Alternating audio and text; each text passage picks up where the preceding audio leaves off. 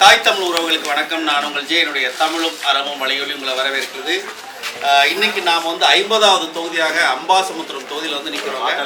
இங்கே வந்து நாம் யாரை நேர்காணல் எடுக்க போகிறோமோ அவங்க எல்லாருக்கும் தெரிந்த ஒரு முகம், அறிமுகம் பெருசாக தேவையில்லை. ஒரு மிகப்பெரிய ஒரு களப்போராளி, தமிழ் தேசியத்தில் இவரோட பேச்சுக்களையும் கேட்டு நான் வந்து இந்த இதில் ஈர்க்கப்பட்டதுக்கு இவரும் ஒருத்தர் காரணம் சொல்கிறதுல மிக பெருமையாக சொல்கிறேன்.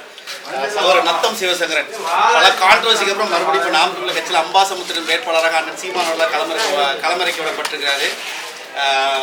ஒரு சின்ன நேர்காணல் எடுக்கிறோம். சார் வணக்கம். மீண்டும் உங்களை சந்திக்கிற ஒரு மகிழ்ச்சி. அதுவும் வந்து ஒரு வேட்பாளராக களமிறக்கிறீங்க. பல கான்ட்ரவர்சிஸ் உண்மையிலே உங்களுக்கு அண்ணனுக்கும் அது என்னதான் நடந்தது டிஸ்கஷன் மறுபடியும் அது என்ன, அந்த ரகசியத்தை போட்டு உடைக்கலாமா? அண்ணனுக்கு நம்பிக்கையில் நடந்த எதுவுமே பேசக்கூடாது. செம்பு வேணும் வச்சுக்கோங்க. எங்கிட்ட இருக்கிற மிச்சம் மீன் மற்றபடி உள்ள கட்சிக்குள்ள என்ன நடக்குது, அண்ணன் தம்பிகள் நடக்குது கேட்கவே கூடாது. வந்து அண்ணன் தம்பிகள் நடக்கிறது ஒண்ணுமே இல்லை. உங்க வீட்டுல உங்க அண்ணன் தம்பிகள் என்ன சண்டை நடக்குமோ, உங்க வீட்டுல அப்பா அம்மாவுக்கு என்ன சண்டை நடக்குமோ அதே சண்டை தான் எங்களுக்கு. கொஞ்சம் ரொம்ப நாள் ஆச்சு அந்த சண்டை சமாதானமா, அவ்வளவுதானே தவிர வேற ஒண்ணுமே கிடையாது. அண்ணன் தம்பிகளை நடக்காட்டிதான் அதிகப்படுவாரு. எந்த இடத்துல வந்து மோதாட்டத்துல காதல் அதிகமா அதை வந்து நம்ம பேசுறதுங்கிறது முறையா இருக்காது. அண்ணன் தம்பிகள் நடக்கிறது அதான் நம்ம சொல்றேன். மோதல் எங்கையில் அதிகமா இருக்கு, இங்க காதல் அதிகமா இருக்கு. மோதலே இல்லாத காதல் காதலா இருக்காது. மோதல் இருந்தாலே புரிதல் அதிகமாக, புரிதல் இருந்தாலே காதல் அதிகமாகும். கட்சியுமே வந்து தேர்தல் காலகட்டத்தில் ஒரு மாநாட்டம் கொடுப்பாங்க. அது ஜாதி கட்சிகள் கூட அந்த மாநாட்டம் கொடுத்தாங்க. எதுக்குன்னா தன்னிட்ட எந்த அளவுக்கான மக்கள் இருக்காங்க பாரு, எவ்வளவு என்கிட்ட பலம் இருக்குன்னு பாரு, எத்தனை தலைகள் இருக்குன்னு பாருன்னு அதன் மூலமா சீட்டு பேர பேசுவாங்க அல்லது ரூபாய் அமௌண்ட் வந்து பேர பேசுவாங்க. இதுதான் நடக்கும். ஆனால் நாம் தமிழர் கட்சி மட்டும்தான் இந்த இனத்துக்கு கூடின கூட்டத்தை பாரு, மற்றவர்களாம் ஜாதிக்காகவோ மதத்துக்காகவோ அல்லது இந்த கட்சியில எத்தனை சீட்டு வாங்கணும் பேர பேசுறதோ முடியும்.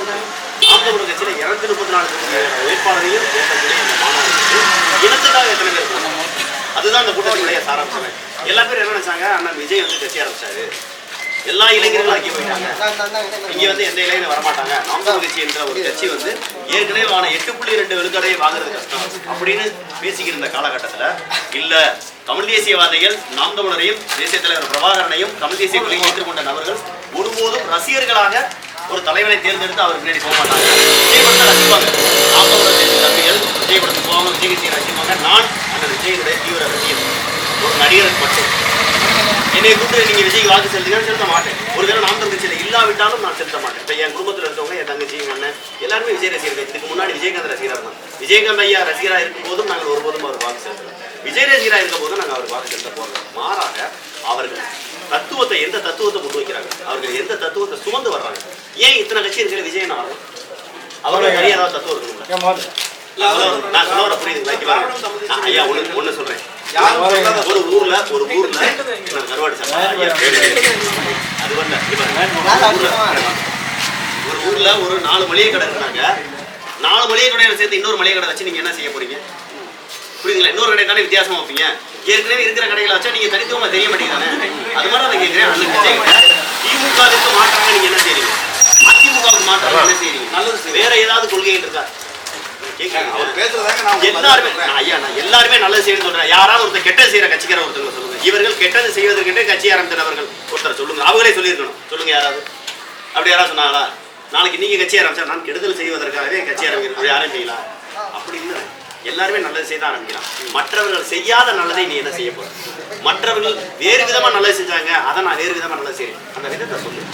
மற்றவர்கள் ஒரு கெடுதலை செஞ்சிருக்காங்க மாற்ற நல்லது செய்ய புரியுங்களா? அப்ப மற்றவர்கள் செய்த கெடுதல்னா அதுக்கு மாற்றா நீ என்ன நல்லது செய்ய போறேன்னு சொல்லுங்க.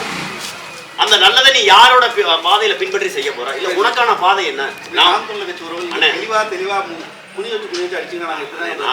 அடிக்கிறதுங்கிறது என் நோக்கம் இல்லை. நீங்க ஒண்ணு புரிஞ்சுக்கங்க. நான் இந்த பக்கம் ஜெயலலிதாவோட படம், இந்த பக்கம் கலைஞர் படத்தை வச்சுக்கிட்டு மோர் ஊத்துறா நீங்க என்ன சொல்லுவீங்க? கொள்ளையடிச்ச காசுல கொஞ்சோண்டு மோர் ஊத்துறான்னு சொல்லுவீங்க. மற்றவங்க சத்தமா சொல்லுவாங்கன்னா சொல்றேன். உண்மையா இல்லையா? அதானே உண்மை. நம்ம என்ன சொல்லுவோம்? கொள்ளையடிச்ச காசுல மோர் ஊத்துறாப்பா, கோயில் கொடை நடக்குது வர்றேன் மோர் ஊத்துறேன், எப்படிக்கா சம்பாதிச்சேன், சிமெண்டோட போட்டதில் எப்படிக்கா சம்பாதிச்சேன், பூஸ்ட் மரம் உண்டால எப்படி ஊழல் பண்ணேன், பேசத்தானே செய்வேன். ஆனா நாங்க எதுவுமே அந்த மாதிரி செய்யலையே. நாங்க என்ன ஆளுங்கட்சி வரவே இல்லையே. நாங்க இதெல்லாம் செய்வதற்கான காரணம் என்ன? நாங்க சொல்ல வர்றது ஒன்று புரிஞ்சுக்க. மாற்றம் என்பது எண்ணிலிருந்து உருவாகணும். என் இனத்திற்கான மாற்றம் எண்ணிலிருந்து நான் உருவாகணும். அதை விஜய் என்ன இன்ன வரையும் அவருக்கு என்ன மாத்திட்டாரா சொல்லுங்க. அவர் கட்சி அலுவலகத்துக்கு இது வரைக்கும் காலையில ஒரு 10 மணிக்கு 10 நாள் வந்திருப்பாரா? காலையில 10 மணிக்கு அலுவலகத்துக்கு வந்துட்டு மாலை 5 மணிக்கு போறேன். தினசரி 10 நாள் 10 மணிக்கு அலுவலகத்துக்கு வந்தவங்க ஒரு 10 நாள் சொல்ல சொல்லுங்க. கூட்டம் வந்துடும். அவர் சொன்னதாங்க கூட்டமே வரக்கூடாதுன்னா அவர் என்ன செய்யணும்? கூட்டமே வராது. ஆப்பிரிக்காவில் போய் போட்டியிடணும். கூட்டமே வராது. தனியாக போகலாம், போட்டியிடலாம். அவர் வார்டு தேர்தலில் போய் போட்டியிடலாம். எந்த தொந்தரவு இருக்காது, எந்த கூட்டமும் இருக்காது. கூட்டம் வர்றதுக்கு தாங்க கட்சி. தொண்டர்கள் என்பவர்கள், மக்கள் என்பவர்கள், ஒரு நபர் வர்றாரு, நம்ம ஊருக்கு வர்றாருன்னா அவர்கிட்ட இருக்க தனித்துவம் என்னன்னு பார்ப்போம். அவர் என்ன கொள்கை? இப்போ சீமானுக்கு கூட்டம் கொடுதா இல்லையா? இது மாதிரி எங்கேயாவது நெரிசல் வந்திருக்கா? எங்கேயாவது பிரச்சனை வந்திருக்கா? எங்கேயாவது செருப்புகளுக்கு கூட்டம் முடிச்ச கூட செருப்புகளை கூட்டி அள்ளிருக்கீங்களா? அண்ணே, நீங்க ஒன்று தெரிஞ்சுக்கங்க. வரக்கூடிய ரசிகர்கள் உன்னிட்ட என்ன எதிர்பார்ப்பானோ, உன்னைகிட்ட என்ன இருக்கோ அதை பிரதிபலிக்கிற ரசிகர் தான் வருவான். புரியுதுங்களா? உன்னுடைய குணாதிசயம் என்னவோ அதை பின்பற்றக்கூடியன்னு வருவான். நாம் தமிழ் கட்சிக்கு வரக்கூடியவன் யாராவது ஒருத்தன் சீமானனை சிகப்பா அழகா சூப்பரா இருப்பாரியா, சீமானனை ஆடுனா எப்படி இருக்கு தெரியுமா, பாடுனா எப்படி தெரியுமா, எவனா பார்க்க முடியும். அண்ணே, நான் உங்கள்கிட்ட இன்னொரு சொல்லுவேன். நீங்க ஒன்றும் இல்லை, எங்க ஊர்ல வள்ளி திரும்ப நாடகம்னு ஒன்று நடிப்பாங்கண்ணே. எம்கேஆர்னு ஒரு அண்ணன் நல்லா பேசுவார். நீங்க வேணா நத்தத்தில் போய் பாருங்க, மதுரை பக்கங்களை போய் பாருங்க. எம்கேஆர்னு சொல்லுவாங்க. எம்கே ராதாகிருஷ்ணன் சொல்லி ஒரு என்ன அருமையா நடிப்பார், நல்லா பேசுவார். கொஞ்சம் அப்பப்போ கெட்ட கெட்ட வார்த்தை பேசுவார், இரண்டை அர்த்தமுடைய வார்த்தைகள் பேசுவார், டபுள் மீனிங் பேசுவார். ஏன்னா அது நாடக கலையிலே உள்ள ஒன்று. அது தெருக்கூத்தினுடைய பரிணாமம் வந்தது. வள்ளி திருமண நாடகம் சொல்லி நடிப்பார். ரொம்ப அழகா பேசுவார், ரொம்ப அருமையா இருக்கும். எங்க பகுதியில் போய் பார்த்தீங்கன்னா எம்கேஆர்னு சொல்லக்கூடிய ராதாகிருஷ்ணன் எங்க ஊரின் எங்க சுற்றுவட்டார பகுதியினுடைய ஒரு நட்சத்திரமான நடிகர். உங்க வகையில சொன்னாங்க சூப்பர் ஸ்டார் எங்க ஏரியாவில், எங்க பகுதியில். அப்போ அந்த மாதிரி ஒரு நபர் வர்றாருன்னா மக்கள் கூட தான் செய்வான். இன்னைக்கு போய் பாருங்க, என் கட்சியில் இருக்க தம்பியிலே ஆடல் பாடலுக்கு எப்படி பேர் போய் பார்த்து வீடியோ எடுத்து போடுவான். எம்கேஆர் நான் வரையில போவான். இப்போ எம்கேஆர் முதலமைச்சர் ஆக்கிடுவோமா? சொல்லுங்க, எம்கேஆர் முதலமைச்சர் ஆக்கிடுவோமா? அப்படி முதலமைச்சர் ஆக்குறதுன்னா ஒவ்வொரு வார்டுக்கும் ஒவ்வொரு துணை நடிகர்களும் கொடுக்கணும். சப்போர்ட்டிங் ஆக்டர் பூராத்துக்குமே மாவட்ட கவுன்சிலர் கொடுக்கணும். புரியுதுங்களா? ஒரு படம் 2 படம் வெற்றியை பெற்றாக்க அவருக்கு ஒரு எம்எல்ஏ சீட்டு கொடுக்கணும். 10 படம் ஜெயிச்சிட்டாருன்னா அமைச்சர் பதவி கொடுக்கணும். ஒரு 100 படம் வெற்றி விழா கண்டாருன்னா அவருக்கு முதலமைச்சர் கொடுக்கணும். சாத்தியமா? அப்போ ஐஏஎஸ் படிச்சவன், ஐபிஎஸ் படிச்சவன் என்ன செய்வேன்?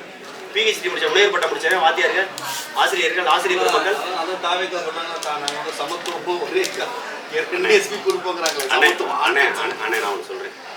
பேசுற விதமா நம்ம பேசுறதுனாக்க அந்த காணொலியை பார்க்கறவனுக்கு ஒரு மரியாதை இருக்கு. அதை பேசுறது ஏதாவது ஒரு பிரயோஜனம் இருக்கு. ஆனால் அவங்க சொல்றதுல அவங்க சொல்ல வர கருத்தை முழுமையா சொல்லணும். ஆணுக்கு பெண் நிகர், ஆணுக்கு பெண் சமம்னா நான் கேட்கறது மற்றதெல்லாம் விட்டுருங்க. ஐஏஎஸ் கொடுக்குற, ஐபிஎஸ் கொடுக்குற, 2 எஸ்பி போடுற, 3 எஸ்பி போடுற, அதை விட்டுருங்க. உங்க கட்சியில எத்தனை பெண் மாவட்ட செயலாளர்கள் இருக்காங்க? கட்சியினுடைய அடிப்படை பொறுப்புகள் இருக்க ஒன்றிய செயலாளர்கள் எத்தனை பெண்கள்? மாவட்ட செயலாளர்கள் எத்தனை பெண்கள்? அவர்களுக்கு தேவை ஒரே ஒரு முக்காடு போட்டா இஸ்லாமிய சகோதரி ஒருத்தவங்க மேடையில் இருக்கணும். ஒரு குல்லா வச்ச இஸ்லாமிய சகோதரர் 2 பேரும் மேலே வேணும். தாடி வச்சு குல்லா வச்சிருந்தா அவங்க ஒரு செட் ப்ராப்பர்ட்டி. அவர் நடிகராக இருந்ததுனால அவருக்கு மேடைக்கு 4 செட் ப்ராப்பர்ட்டி தேவை. அதுக்காக அவங்க பண்றாங்க. இப்போ நீங்க கூட ஒரு தெளிவாக ஒரு விஷயம் பேசுறீங்க. இதை இந்த இன்னைக்கு விஜய் பின்னாடி இருக்கக்கூடிய குறிப்பாக பெண்கள் அதுக்கு அந்த பரவச கூட்டம், அவங்க எந்த அளவுக்கு இன்னைக்கு ஒரு பரவச கூட்டமாக இருக்கிறாங்கன்னு பார்த்தோம்னா வெளிப்படையாக சொல்கிறாங்க. நான் அவன் என்ன எனக்கு என் கணவர் கூட தேவை, எனக்கு விஜயத்தை போதுங்கிற அளவுக்கு நான் சொல்லும் பொழுது உண்மையிலே இந்த இந்த இந்த இந்த மனப்பான்மை எப்படி பார்க்குறீங்க? நீங்கள் நாம் தமிழர் கட்சி உடைக்க முடியுமா? அந்த மக்களின் மனம் உங்களுக்கு தெரிஞ்சது. எனக்கு சங்கீதா வேணாம், திரிசா மட்டும் போதும்னு அவர் நினைக்கிறாரு.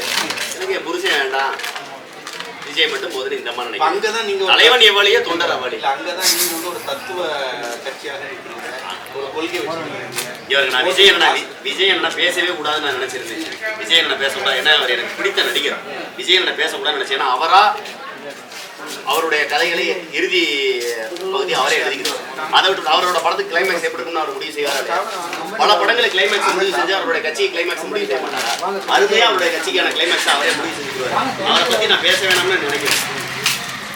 இல்லை, இங்கே தான் நான் நினைக்கிறேன். அவரை வச்சுருக்கீங்க இந்த மாதிரி ஒரு தனி மனிதனாக அவர் பெருசாக விமர்சனம் பண்ணாங்க. ஆனால் ஒரு கட்சியாக பார்க்கும்போது இன்னைக்கு அங்கேயும் ஒரு மிகப்பெரிய ஒரு ஓட்டு வங்கி நிற்கிறது போல ஒரு மிகப்பெரிய ஒரு எண்ணங்கள் வருது. மீடியாக்களுடைய செய்திகளை பார்க்கும்போது அந்த ஓட்டுக்கு நீங்கள் சொன்ன மாதிரி ஆணும் பெண், ஆணுக்கு பெண் சமங்களுடைய ஆணும் பெண் சமம். அடுத்து உங்களே எல்லாரும் எடுத்த கள போராட்டங்கள் நஷ்டத்தில் நீங்கள் கல்குவாரிக்கு எதிராக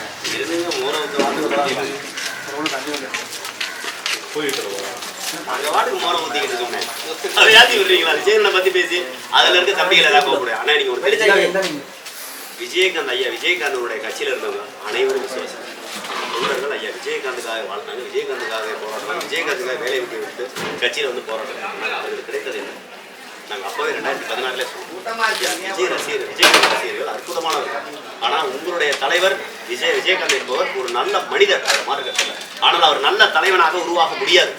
ஏன்னா அதுக்கு நல்ல சித்தாந்தம் தேவை. திராவிடம் என்ற ஒரு சித்தாந்தத்தை ஒரு நல்ல தலைவரை உருவாக்காது. மாறாக மற்ற சித்தாந்தங்களுடைய ஒரு தாக்கத்தை ஒழிக்கத்தான் பார்க்கும். திராவிடத்துக்கு ஒரு தனி சித்தாந்தமும் திராவிடத்துக்கு ஒரு தனியான கொள்கையில கிடையாது.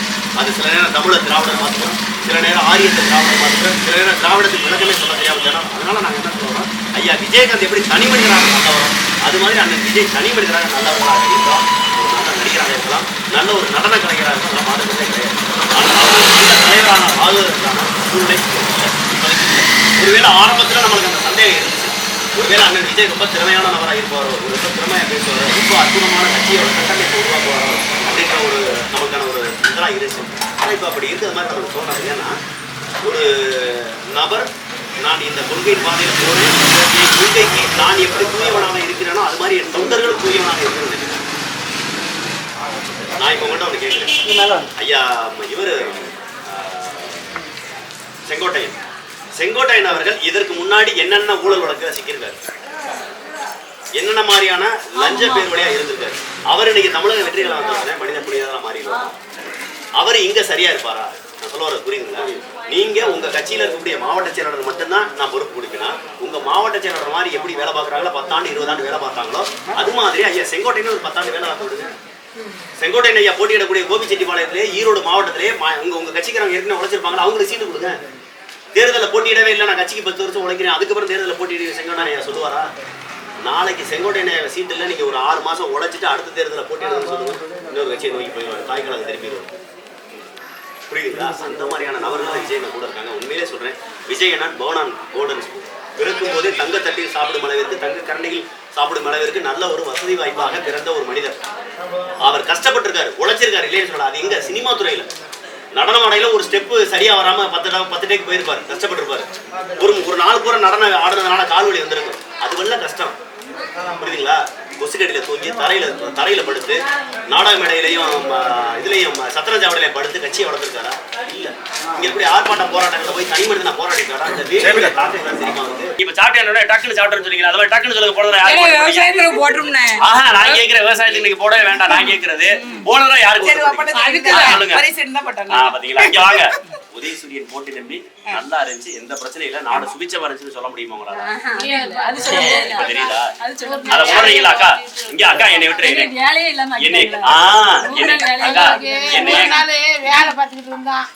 என்ன அங்க பொய் சொல்லக்கூடாது. என்ன நினைச்சு அமெரிக்காவில இருந்து வந்தேன்னு நினைச்சீங்களா? ஆமா, நான் பொய் சொல்ல 100 நாள்ல என்னமா வேலை பார்த்தீங்க? எத்தனை கம்மாமா வெட்டி முடிச்சீங்க சொல்ல முடியுமா? கம்மா கரையில தூங்கி தானே இருந்துச்சீங்க. அம்மா இங்க இருங்க, அம்மா இங்க என்ன பாருங்க, இங்க வாங்கல ஒரு நிமிஷம். தப்பா 2 நிமிஷம் உங்க இல்ல பரவாயில்ல, ஒரு நிமிஷம், ஒரே நிமிஷம். குடிக்கிற தண்ணிக்கு பிரச்சனை இருக்கா? வாரத்துக்கு ஒரு தடவை வருதா? 100 நாள் வேலைக்கு போறீங்களா? 100 நாளைக்கு அங்க போய் கம்மாய தூர் வராம, ஓடைய தூர் வராம, குளத்தை தூர் வராம ஓய்வு எடுக்கிறீங்களா? என்ன காரணம்? இருங்கம்மா, அரசாங்கம் காசு கொடுக்குது, அந்த காசை வாங்கி பாதியை கிளர்க்கு, பாதியை வந்து யூனியன் ஆஃபீஸ்லேயே கொள்ளையடிச்சு நம்மகிட்ட கொடுக்குறாங்க. அதுக்கு வேலை பார்த்தானா வேலை பார்க்காட்டினா நீங்க கொஞ்சம் படுத்துக்கிறீங்க. அவங்க என்ன பண்றாங்க, படுத்து தானே எந்திரிக்கிறாங்க. அதனால பாதி காசை நம்ம ஆட்டே கொடுக்குறோம். இருங்கக்கா, நீ பயப்படாத, ஒன்னும் செய்ய நான் வக்கீல் தான், ஏதாவது பேசினா சொல்லுங்க, நான் டிஃபரன்ஸ் கொடுக்குறேன். நான் சொல்றேன் உண்மையில. அக்கா இங்க யாராவது வயக்காடு வச்சிருக்கீங்களா? உங்களுக்கு வயக்காடு இருக்கா? உங்க வயக்காட்டுக்கு ஒரு பொம்பளை ஆளு களை வெட்ட வர்றாங்க, 300 ரூபா சம்பளம். 300 ரூபா சம்பளம் எத்தனை மணிக்கு வரணும்? 9 மணிக்கு வராவா, 10 மணிக்கு தான் இறங்குதாவோ. 10 மணிக்கு இறங்கி 11 மணிக்கு வடையும் காப்பியும் சுடு கொண்டே இருக்கு. அதுக்கு 50 ரூபா ஆகுது. அதுக்கு 50 ரூபா 4 ஆள் ஒரு கடைக்கு ஒரு காப்பிக்கு 50 ரூபா ஆகுது. 5 பேர் வராங்க. இருங்க சொல்லுங்க. ஒரு ஆளுக்கு ஒரு ஆளுக்கு 300 ரூபா சம்பளம். 3 மணி 2 மணிக்கு பக்கத்துல ஏறிட்டாங்கன்னா அவங்களே இருங்கம்மா, ஒரு உண்மையை பேசணும்னு இங்க இருக்கு. நான் ஒரு நிமிஷம் கோச்சு காமிக்கிறேங்க. நான் கேட்கிறேன், இப்ப இந்த வடை கொடுக்கறது கஷ்டமா இருக்கா உங்களால? இல்லக்கா, 50 ரூபா செலவழிக்கும் போது ஏற்கனவே உழுதுல இது கொஞ்சம் தேவையில்லாத செலவு தானே. இதே மாதிரி தான் நாங்க சொல்ல வர்றோம். அரசாங்கத்துக்கு இந்த 100 நாள் வேலை சரியாக நடக்காட்டி தேவையில்லாத வேலை தானே. நீங்க எங்க இருக்கு தண்ணி பிடிக்க போறீங்களாக்கா? தண்ணி இல்ல, ஒரு வாரத்துக்கு ஒரு நாள் தான் தண்ணி வருதுன்னா அது காரணம் தெரிஞ்சுக்குங்க.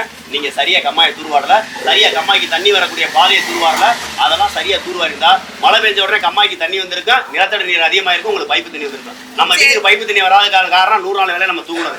இதை உணர்ந்துட்டா நாடு மாறி இருக்கா. நீங்க எங்களுக்கு ஓட்டு போடாட்டி பரவாயில்லக்கா, இனிமேல் கம்மாக்கரால யாரையும் தூங்க விடாதக்கா. ஸ்கூலுக்கு போறீங்க, உடனே போய் ஒரு ஸ்கூல்ல போய் சேர்த்துருவீங்களா உங்க பிள்ளைய?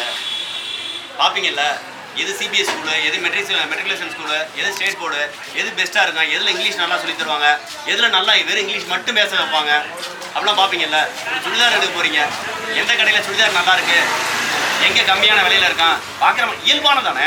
நானாக தான் பார்த்தேன் பேண்ட் ஷர்ட் எடுக்க போகிறேன்னா எந்த கடையில் நல்லா இருக்கும், நல்லா இருக்கிற பேண்ட்டு ஷர்ட்டு எந்த கடையில் வந்து விலையும் குறைவாக இருக்கும். ஓடுறோம்ல டிமார்ட்டில் நல்லா இருக்குமா, ரிலையன்ஸில் நல்லா இருக்குமா, லோக்கலில் இருக்க கடையில் எல்லாத்தையும் பார்க்குறோம்ல. ஒரு ஒப்பீடு தானே, இது சரியாக இருக்குது இது சரியாக இருக்கணும் எல்லாத்தையும் ஒப்பிட்டு பார்க்குறேன் தானே. சரியில்லாத ஒன்று எடுப்போமா, சரியில்லை இந்த ட்ரெஸ்ஸு நம்மளுக்கு தெரியுது 1000 ரூபா அந்த ட்ரெஸ்ஸு, ஆனால் விளங்கவே இல்லை எடுப்போமா, எடுக்க மாட்டல வேணாம் தெரியுங்களா, ஏன் நம்மளுக்கு தெரியுதுல, அதுக்கு பேர் தானே பகுதி தெரியுது. அப்படி இருக்கும்போது ஒரே அந்த ஒரு ட்ரெஸ் எவ்வளோ நாள் யூஸ் பண்ணுவோம், 1 வருஷம் 2 வருஷம் 5 வருஷம் 3 வருஷம் எவ்வளோ நாள் யூஸ் பண்ணுவோம், ஒரு 3 வருஷம் அதிகபட்சம் யூஸ் பண்ணுவோமா, அதுக்கப்புறம் அதை வெளுத்து போயிடுறது. ஒரு 3 வருஷமோ அல்லது 1 வருஷமோ 2 வருஷமோ யூஸ் பண்ணக்கூடிய ஒரு ட்ரெஸ்ஸுக்கு எத்தனை ரூபா ஏறி இறங்குறோம்.